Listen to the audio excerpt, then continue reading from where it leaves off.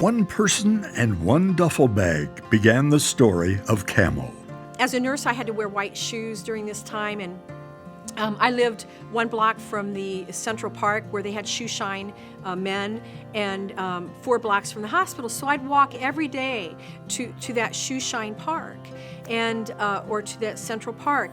And Don Chepe was a man who always shined my boots. And one day he goes, "Kathy, can I shine your white shoes?" And I said, "Well, Don Chepe, all you have is brown polish and black polish. I mean, you know, I have white shoes." No, I bought white polish. I want to shine your shoes.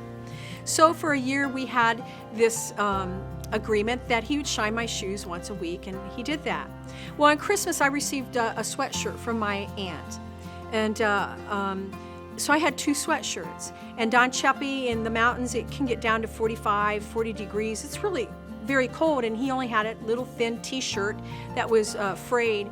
And so when I got my shoe shines, I thought, I'll run down and get my extra sweatshirt, give him a sweatshirt. It's Christmas, it's around Christmas, you know, I'll feel, this is great. He needs a sweatshirt. So I defined Chepe's need, that he needed a sweatshirt. Ran down, gave it to him, very gracious, put it on, happy as a lark, because he had this sweatshirt.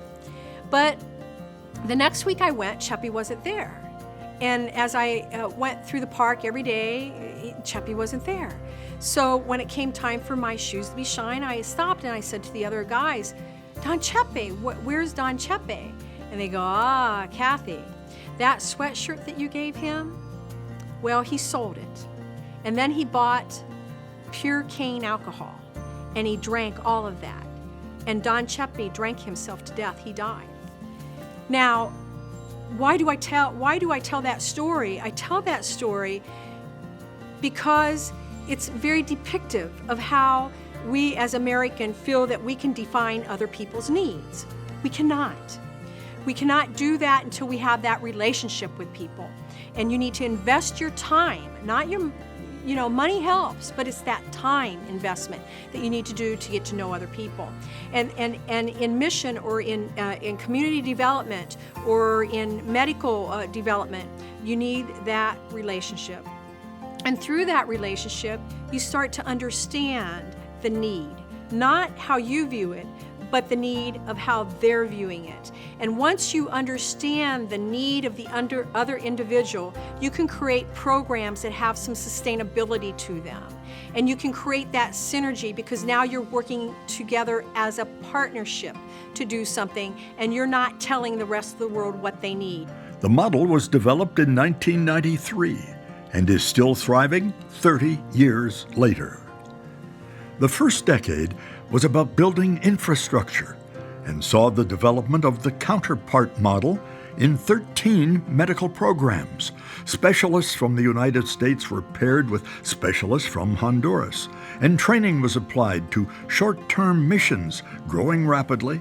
First ophthalmology, dental, biomedical, then audiometry and prosthetics, filling gaps of service. But without the tools, it couldn't be done. Kathy's years as a nurse provided valuable connections to the medical community in Northeast Ohio as she secured donations of refurbished medical supplies.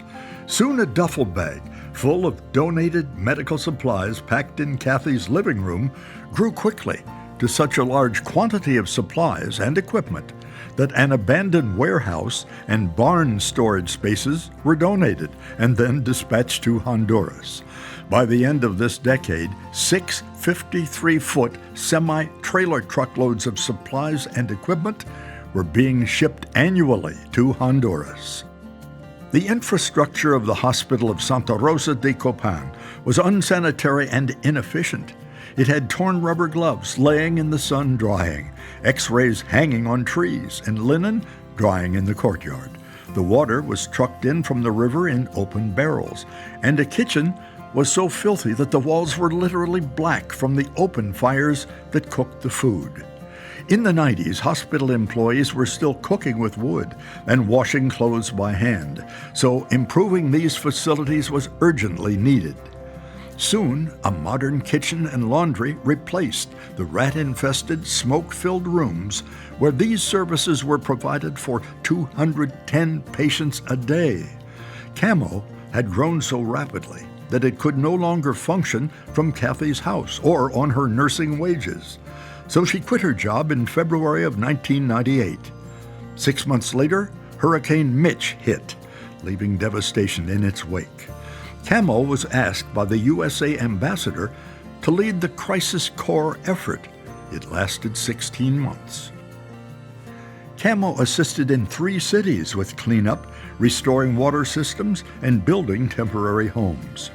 Supplies and donations increased, and the need for physical infrastructure in the USA was vital.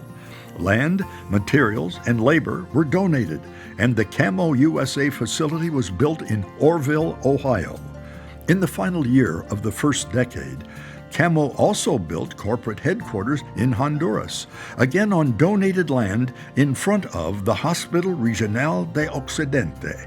By the end of the first decade, CAMO had grown to 13 programs, serving 35,000 people per year.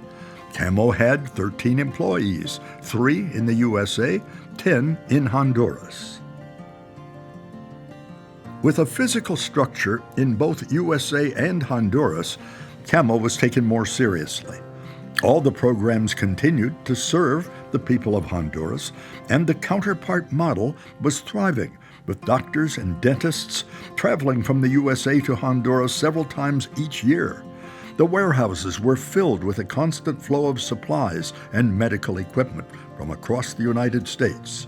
Requests started coming in from community leaders concerned about the children and gangs. The first request was for public daycare.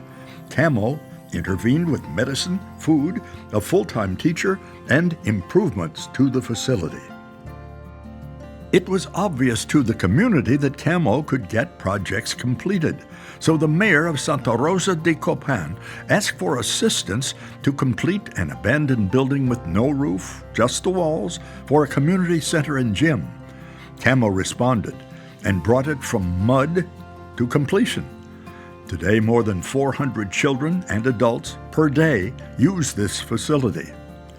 Seeking sustainability, a for-profit medical sales and services company was developed in Honduras, with all the revenue generated going into the services of CAMO. The company, called the Social Investment Association, started to produce revenue streams and increased its ability to cover operational costs by 5% per year. Another facility that was abandoned was the Trade School of Santa Rosa. The president of their board turned to CAMO to reform the board and develop the school. By getting young, successful Honduran professionals on the board, we were able to bring life to an abandoned building.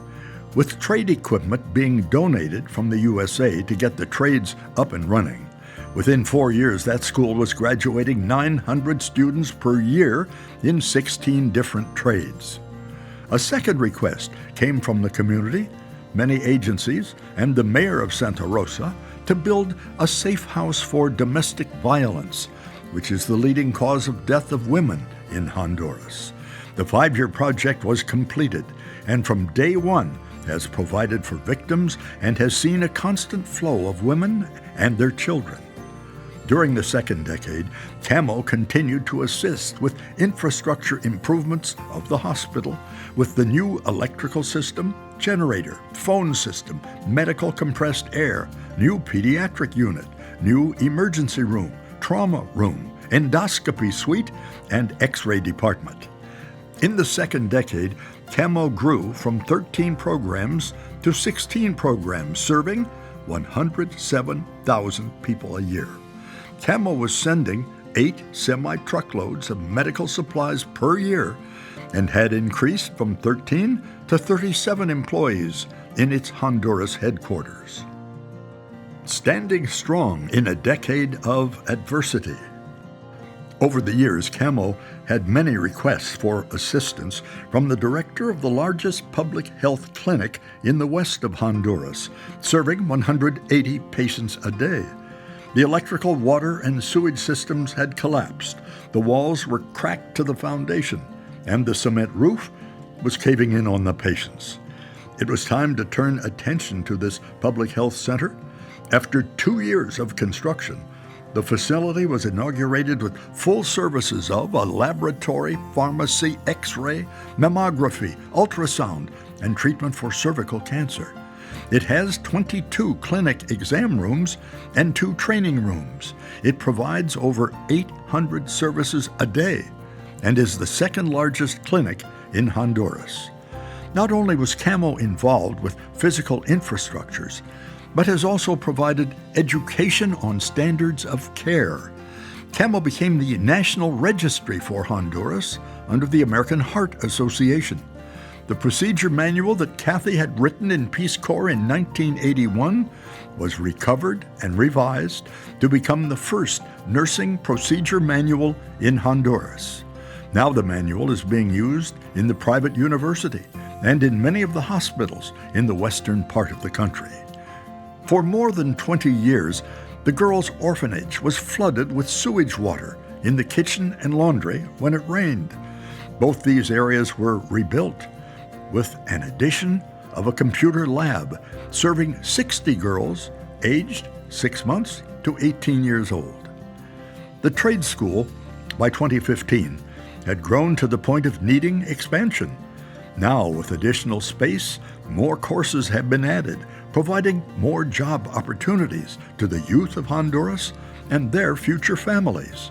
Leading CAMO sustainability, our Social Investment Association was producing revenue that would provide payroll for all our employees during COVID. CAMO became the only nonprofit organization in Honduras fully functional during COVID, managing $2.4 million of World Bank funds for COVID testing and treatment of patients. As COVID was raging, people were isolated in their homes. Hurricanes Eta and Iota bore down on Honduras within the first 2 weeks of November 2020. With no vaccines available, people were forced to live in close quarters. CAMO led the response to Eta and Iota, building 443 homes for the families who were displaced and filling 1,000 buckets with household necessities.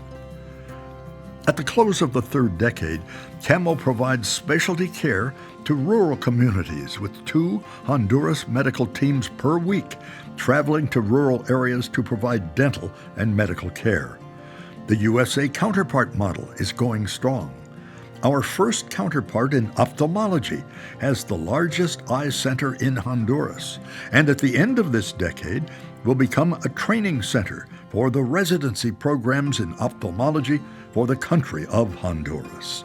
Improvements continue at the hospital, with it being upgraded from a regional to a national hospital due to infrastructure provided by CAMO for the past 30 years.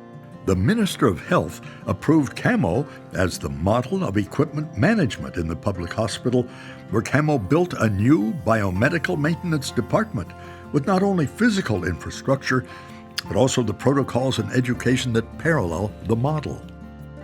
In 30 years, CAMO had grown from 16 programs to 25 programs, serving 99,000 people directly per year and an unmeasurable amount of people indirectly. We continue to send 8 semi-truckloads per year and have increased from 37 to 60 employees in Honduras and 4 in the USA. For 30 years, CAMO has kept its administrative overhead under 5%. It is not possible to adequately convey all that Kathy has accomplished through CAMO, but those of us who've been there know a little bit, taking on the dated and inefficient system. From local physicians to the politicians in Tegucigalpa, Kathy has built an organization that commands the respect of the entire country, bringing people into the model of CAMO one by one, turning a duffel bag into a dream of providing hope to the forgotten. Today it is an organization of not one, but many by faith with no boundaries.